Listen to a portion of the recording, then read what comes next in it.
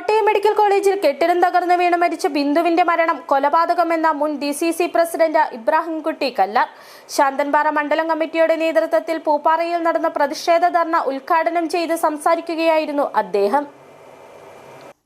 Kottayam medical കോളേജിൽ കെട്ടിടം തകർന്നു വീണ് മരിച്ച ബിന്ദുവിന്റെ മരണം കൊലപാതകമാണെന്നും സർക്കാർ സ്പോൺസേഡ് കൊലപാതകം, സർക്കാരിന്റെ അനാസ്ഥ കൊണ്ടും വീഴ്ച കൊണ്ടും മാത്രമുണ്ടായ ഇരയാണ് പ്രിയങ്കരിയായ ബിന്ദുവെന്നും മുൻ DCC president Ibrahimkutty Kallar Indian national Congress Santhanpara മണ്ഡലം കമ്മിറ്റിയുടെ നേതൃത്വത്തിൽ ആരോഗ്യമേഖലയുടെ അനാസ്ഥയ്ക്കും മന്ത്രി വീണ ജോർജ് രാജിവെക്കണമെന്നും ആവശ്യപ്പെട്ടുകൊണ്ട് പൂപ്പാറയിൽ സംഘടിപ്പിച്ച പ്രതിഷേധ ധർണ ഉദ്ഘാടനം ചെയ്ത് സംസാരിക്കുകയായിരുന്നു അദ്ദേഹം.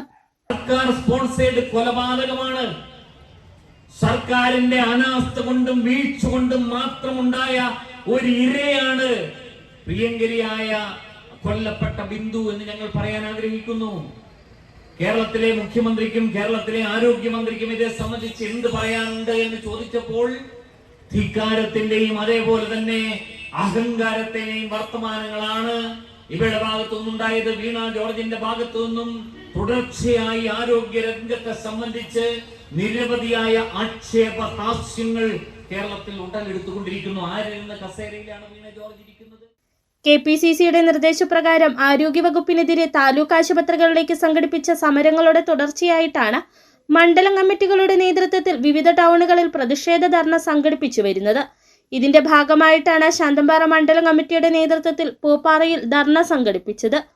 മണ്ഡലം പ്രസിഡന്റ് ബിജു വട്ടമറ്റത്തിന്റെ നേതൃത്വത്തിൽ നടന്ന പ്രതിഷേധ ധർണയിൽ DCC vice president KS Arun, S Vanaraj, R Varadarajan, Reji Kandanalil, Suresh Solomon, TP Thomas, Santhosh Thamarappillil, Nirmala Velmurugan, Geetha Varada, Rajan, Sunny Nadukkotta, Joshy Kanyakuzhi തുടങ്ങിയവർ സംസാരിച്ചു.